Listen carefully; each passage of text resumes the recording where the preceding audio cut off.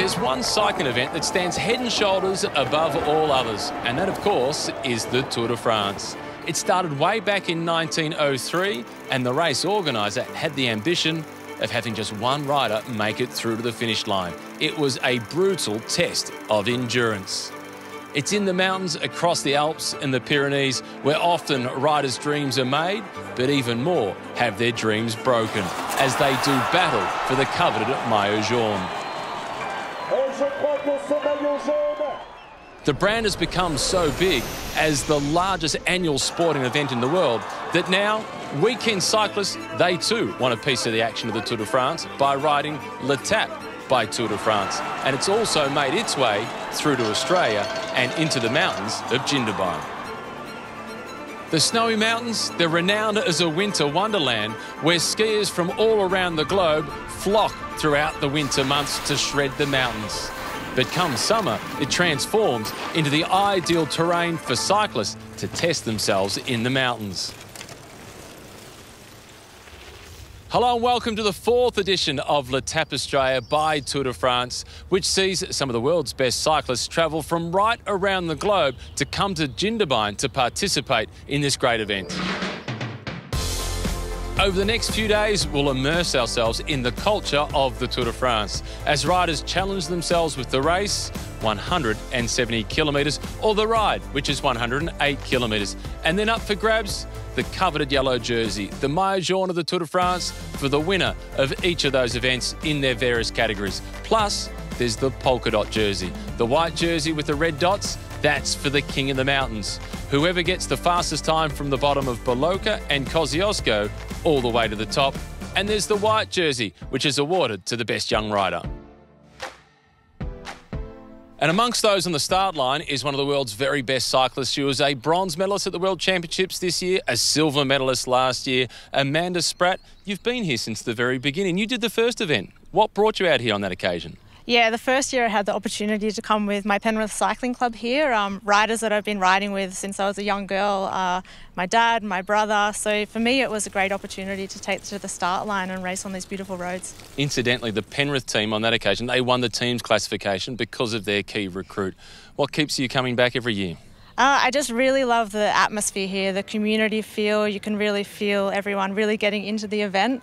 The opportunity to race on closed roads is an amazing opportunity we don't get very often, and in my opinion, one of the most beautiful places to ride in the world. You had that head-to-head in the first year with Chris Froome. I think you got the better of Chris Froome. Last year, the big battle was for the Spratt Cup with you and your brother Nick. Who won? Look, I have to say that Nick did win last year, but that is why I am back again this year. So I have the opportunity to hopefully take it out this year. And maybe beat your dad, who's 66 years of age and on the start line.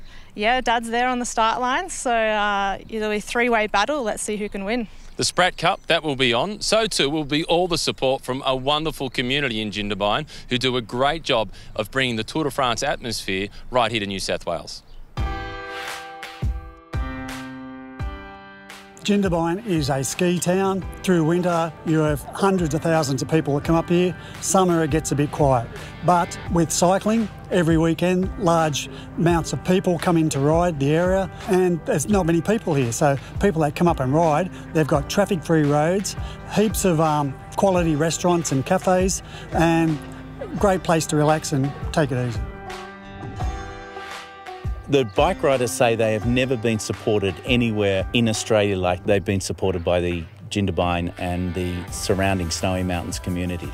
They are right behind it. They get down on the road and they support it and they cheer people along and they cheer their friends along and all the visitors that come here. I think it's a fantastic community atmosphere that gets behind the race.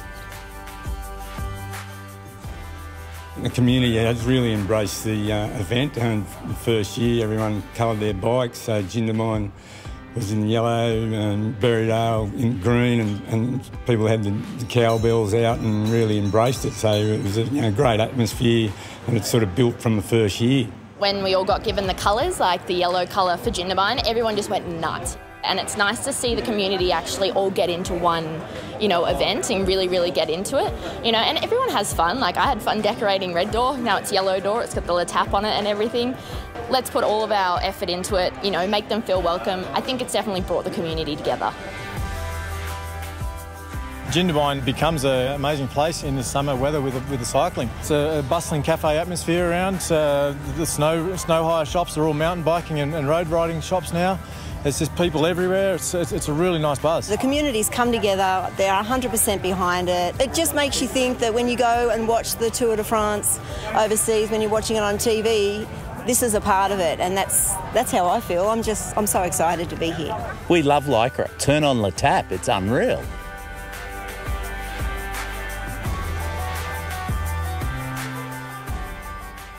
An event of this magnitude, it doesn't simply just happen by itself. There's a huge workforce behind the scenes, and significantly amongst them, there's a group of volunteers. They have a good experience by being part of the event, but they also make it so much more enjoyable for the riders and those who are in the village.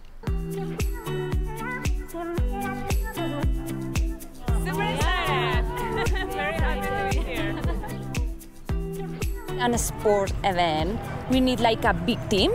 The volunteers, they have another kind of energy. They are giving us a really nice, positive atmosphere. So we need like people that they engage with the local community. So we are trying to do that because, for example, here in Jindabyne, we have like lot of locals. So it's really nice because sometimes they know each other and they are volunteering together. So I think that it's really important to have like locals and having people that they are coming here because they really want to enjoy.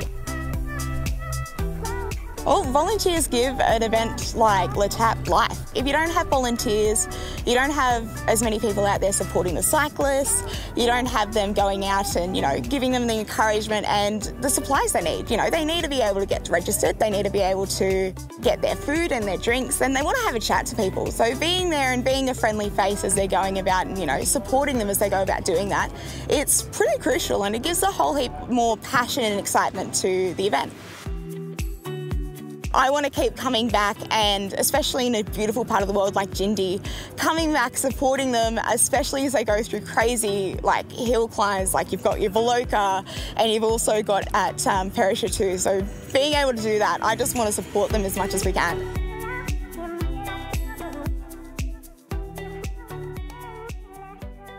Le Tap is more than just a world-class cycling event. It's also supporting two great charities. One of them is international, that's the Esteban Chaves Foundation. The other one is local, the Steve Waugh Foundation. And Le Tap is really proud to be supporting both of these great foundations.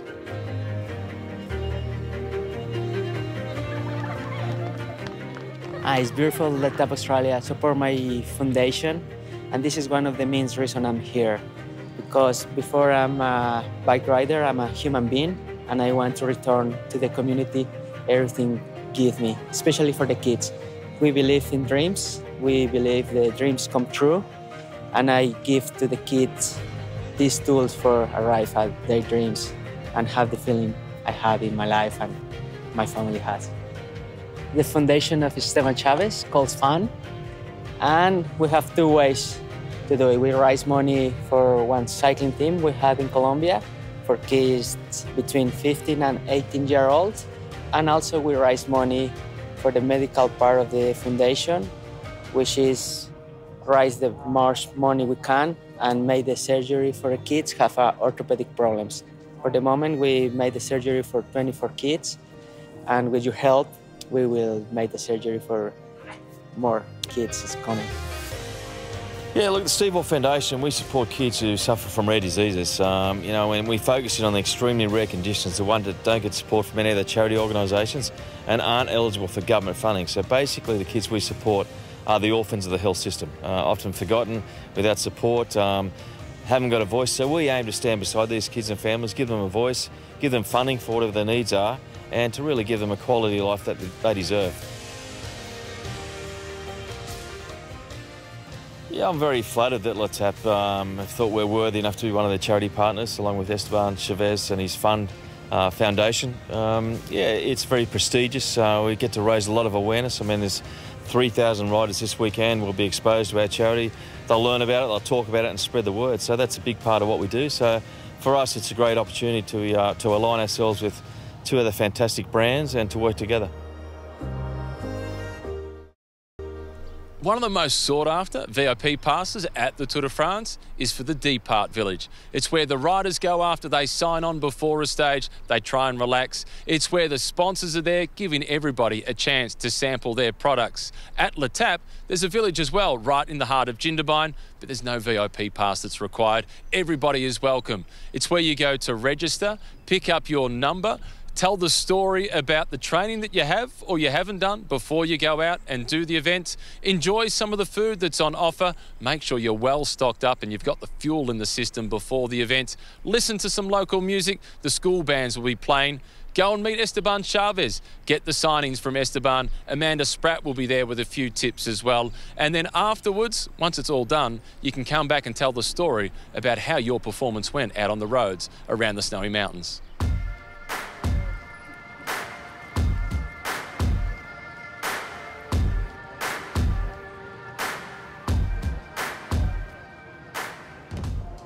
Good morning once again. It's time to get things officially started in the village for the 4th edition of Le Tap Australia by Tour de France. I've got to say today the atmosphere's been really picking up. You can see everybody starting to turn up. The queues to get their jerseys and get their shirts is getting bigger by the hour, and mate, it's going to be massive tomorrow. The village is great. Everyone's here will have one common role to ride, to make friends, be friendly. You can say hi to anyone, could be anywhere. We have friends that we met last year from Townsville. They're flying down, so it'll be great. Tomorrow when we finish, we're going to have a quick beer, have a quick chat and enjoy the atmosphere. It's great here. The village atmosphere is great, very relaxed. It's a really good spot here. We're just over in front of the lake. We've got Strzelecki standing up there, all of the trade sites around there. There's some great food. It's just really cruisy. I like it. Everyone's sort of friendly and smiling and saying g'day. Yeah, it's a nice little prep. It's really good. I like it. I think it's amazing. We've met some great people today, all new faces. Camaraderie is brilliant. Looking forward to riding with new people tomorrow. We met the legend Esteban earlier today, got his autograph, bought a ticket in his lottery, raised money for his charity. So it's awesome.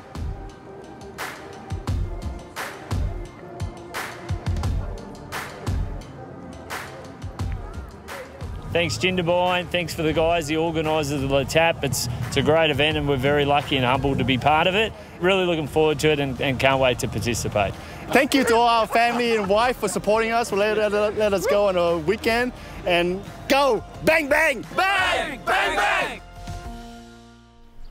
While most people are out there just trying to finish this event, some are out there trying to win it.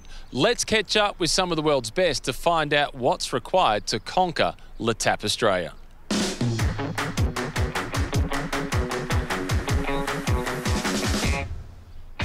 It takes a lot of things to conquer a race like Le Tap. It takes a lot of effort, obviously, a lot of training, also a lot of mental preparation, especially with the weather forecasts not set to be favourable. It takes a lot to come head on with Le Tap and really conquer the climbs.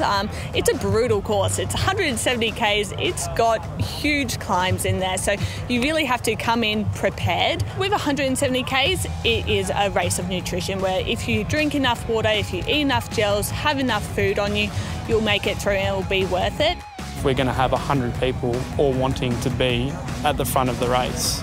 But obviously there can only be one person there. So it's the tactics, it's a race plan, it's a strategy, and he who executes that strategy to the best of their ability and to the best of the situation as the race reveals will be on the top step.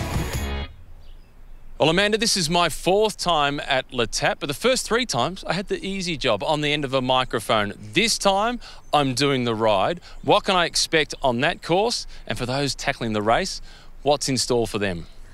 Well, Matt, the riders faced their first challenge already out of Jindabyne. We hit those rolling hills, twisty, turny, through the bushland there. It's a challenge, but after this, you do get to enjoy those nice rolling landscapes.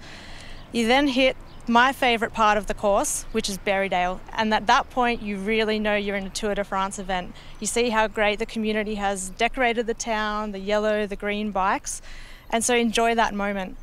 After this, the focus really turns to the famous Balocka climb, those really steep slopes at the bottom, a little bit of a rest in the middle, and then kicking up over the top. We then head back to Jindabyne, and if you're doing the ride, you get to turn right and head to the finish line. But for those doing the race, it's up to Perisher. 23-kilometre climb. It's a long climb, but it's easy to break up into 3 segments to get to the top. And the best part, you then get to enjoy that descent back down to the finish line. There'll be a lot of people just happy to get to the finish line in Jindabyne, but there's a select few, they want to win. What's your tip on how you can go about winning, particularly the race, the long one? Well, I think knowing the course, we've just been through the course, so taking in those points, know the points where you can save energy is going to be really important. Eating, drinking, and saving some energy for that last climb up Perisher.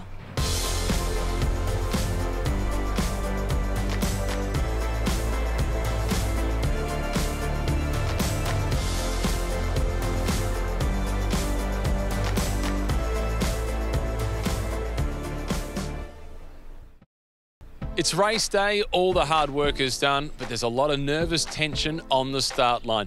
For many of the participants, the alarm has gone off at 4:30, and some of them probably woke up before the alarm because the belly had the butterflies. Having breakfast, that's a little bit of a challenge, but you need to get some food in the stomach because it's a long day ahead. For some people, this event will take them 6, maybe even more hours. 6:30 is the start time for those that are doing the race, 170 kilometres.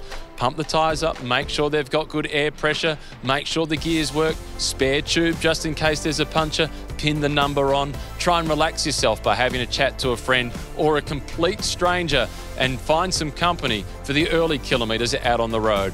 For Amanda Spratt and Esteban Chaves, this is a relaxed environment for them. There's no pressure on. They're accustomed to wearing national colours at World Championships and Olympic Games, or for Esteban, even at the Tour de France.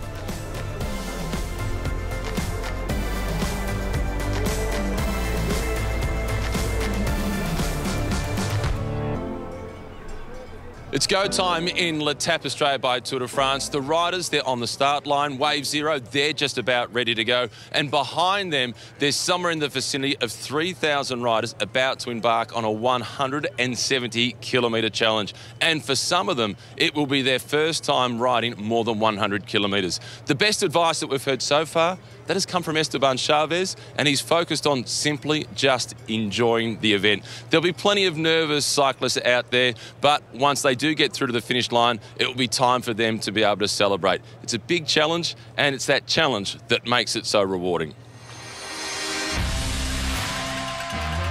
6:30 a.m. and more than 3,000 people are rolling out onto the roads of Jindabyne. Amongst the early starters, those participating in an NRS level race. The men off first, then the women to follow. The uni team from Sydney strongly represented. They're looking to see whether they can take home the big prize. Starting a few minutes behind the elite riders, the mass participation group get going.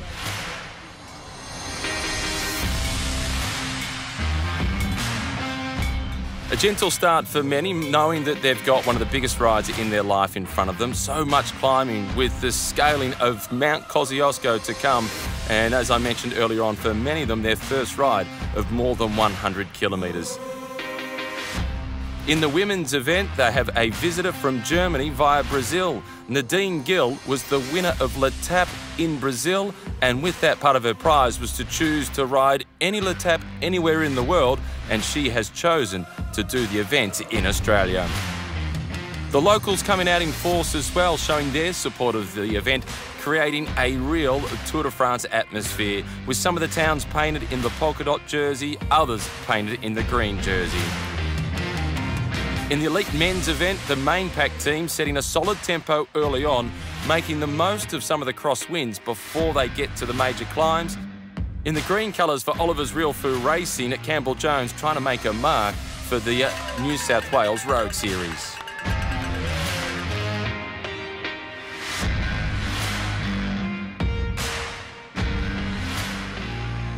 Stopping in Berrydale, lots of those involved in the mass participation event trying to fuel up consistently throughout the day and ensuring that they're well hydrated. Also a good opportunity to regroup with friends and rejoin the road before they hit the first of the serious climbs, the Col de Boloca. A feared climb, and for many, a moment where they come to a standstill, but just maintaining momentum is all important. It doesn't matter whether it's on the bike or next to the bike, walking it. As long as you're moving forward, you're beating everybody on the couch.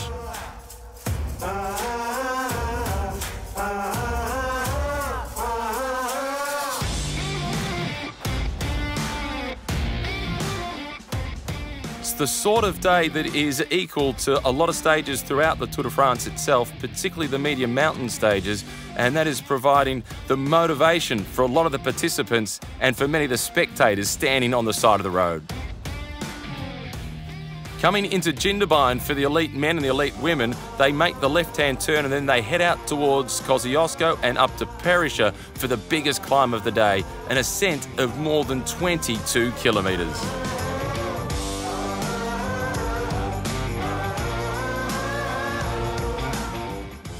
For those just aiming to make it through to the finish line, it's again another opportunity to stop and refuel, get the hydration taken care of, and also perhaps a nature break to get a little more comfortable.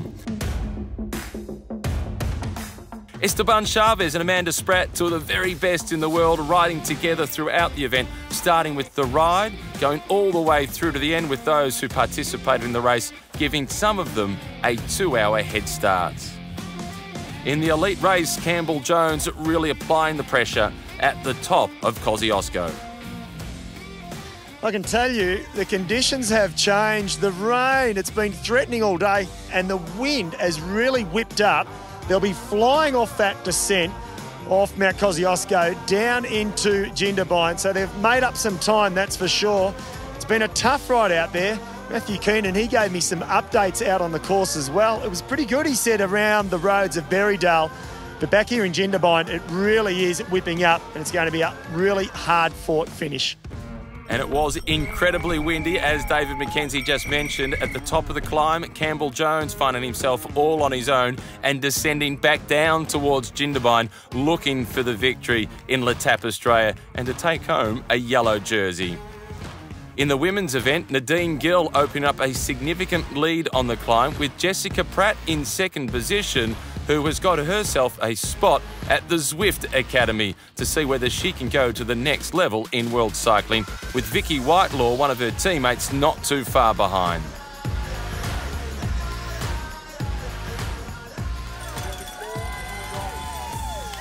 Descending back down towards the finish, and Campbell Jones has a huge crowd awaiting for him. With the flags out, the arms raised, it's Jones who gets the victory. And in the women's race, the German who came via Brazil, it's NADINE GILL. I'm pretty over the moon, actually. Yeah, it was a really hard ride, and yeah, I'm really happy to get the win today. Yeah, I'm really happy but exhausted as well, and yeah, it was a new experience for me, this race. The atmosphere at the event village after the race is vastly different to what it was before the race. From anticipation to celebration, catch up with family and friends, tell the story of your performance, refuel and rehydrate. And if you rode really well, stick around for the presentations because the jerseys are about to be awarded.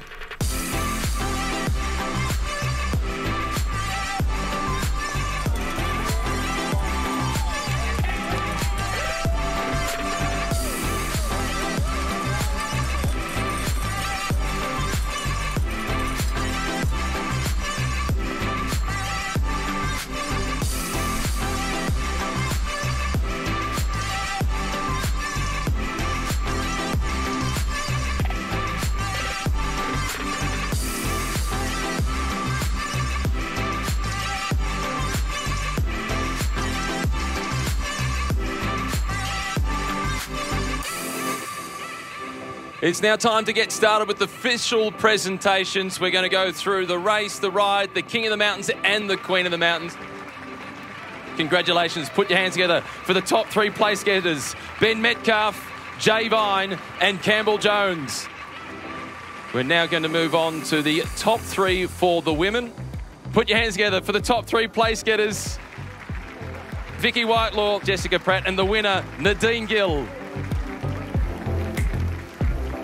That brings us to a close for the 4th edition of L'Etape Australia by Tour de France, and Jindabyne has put it on once again. The community, what wonderful support that they've delivered, and the riders themselves, well, they can now celebrate a great achievement because the snowy mountains are a real challenge. We saw grimaces, but we saw even more smiles. Next time, we'll be in Kiama, and I'm looking forward to seeing you there for the 5th edition of L'Etape Australia by Tour de France.